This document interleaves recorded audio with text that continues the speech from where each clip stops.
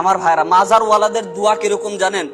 আমার এক হুজুর বলেছিল, গৌসে মাইজ ভান্ডার যিনি ছিলেন, আমরা তো আমাদের হুজুর কেবলার অনেক কেরামত আমাদের মধ্যেই আছে, আছে না নাই?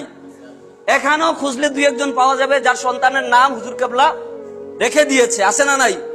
এখানের মধ্যে খুঁজলে পাওয়া যাবে আপনাদের এই পরিচিত কারো সন্তান হচ্ছে না, রিজভী শাহ হুজুর কেবলার কাছে গিয়েছেন, তিনি সন্তান হওয়ার জন্য দোয়া করেছে, সন্তান হয়ে গেছে, পড়েন না সুবহানাল্লাহ।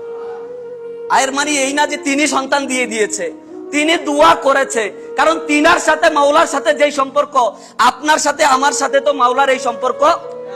গৌসে মাইজ ভান্ডারী দরবারে গিয়েছে, অনেকদিন যাবত বৃষ্টি হচ্ছে না, উনাকে গিয়ে ভক্ত মুরিদরা বলতেছে, হুজুর বৃষ্টি তো হচ্ছে না, একটু দোয়া করেন না। হুজুর বলতেছে, আমার সাথে মাওলার সাথে সম্পর্ক ভালো যাচ্ছে না, পড়েন না সুবহানাল্লাহ।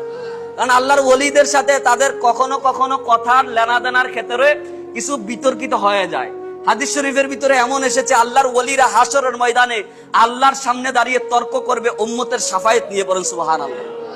আল্লাহর হাবিব তর্ক করবে মাওলার সামনে যে আল্লাহ ওয়াতাদি, আপনি কি আমাকে ওয়াদা করেন নাই ফাশফি, শাফায়াতের হুকুম দিবেন, অতঃপর শাফায়াতের হুকুম দেন, এছাড়া আমি হাবিব আমার মাথা ইরফা বা সাক হবে না, পড়েন না সুবহানাল্লাহ।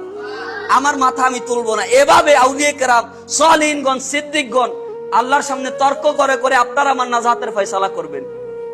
বলতেছে আল্লাহর সাথে আমার সাথে সম্পর্ক ভালো যাচ্ছে না। হুজুর গাউসুল আজমকে বলল যে ভালো যাচ্ছে না হুজুর, এরপর দোয়া করেন না বৃষ্টির জন্য, দেখেন না কি গরমের অবস্থা, মাটি ফেটে চৌচির হয়ে আছে। হুজুর বলেন, এত রিকোয়েস্ট করে বলতেছে, হুজুর বলেন আমার সাথে তো মাওলার সম্পর্ক ভালো যাচ্ছে না, একটা কাজ করো, আমার টুপিটা ধুয়ে একটু রোদে দাও, টুপিটা ময়লা হয়ে গেছে। সুবহানাল্লাহ পড়েন না। খাদেম গিয়ে টুপি ধুইছে, ধোয়ার পরে রোদ্রে শুকাইবার জন্য দিছে, সাথে সাথে বৃষ্টি নেমে গেছে, পড়েন সুবহানাল্লাহ। হুজুর গাউসে মাইজ ভান্ডারী বলতেছে যে আয়, আল্লাহর সাথে আমার এতই সম্পর্ক খারাপ, আমার টুপিটা শুকানোর জন্য সময় দেয় নাই। সুবহানাল্লাহ পড়বেন না। এটা হচ্ছে আল্লাহর ওলিদের সাথে আল্লাহর একটা মুহাব্বতের লেনা দেনা, আওয়াজ করে পড়েন সুবহানাল্লাহ।